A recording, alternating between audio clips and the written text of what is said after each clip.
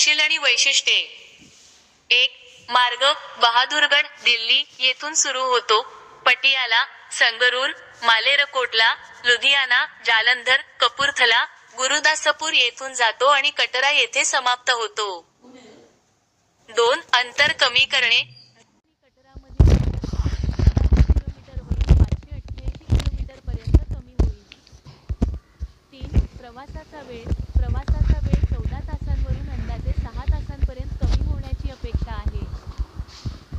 4. प्रकल्प खर्च या प्रकल्पाची किंमत 38,905 कोटी रुपये असल्याचा अंदाज आहे.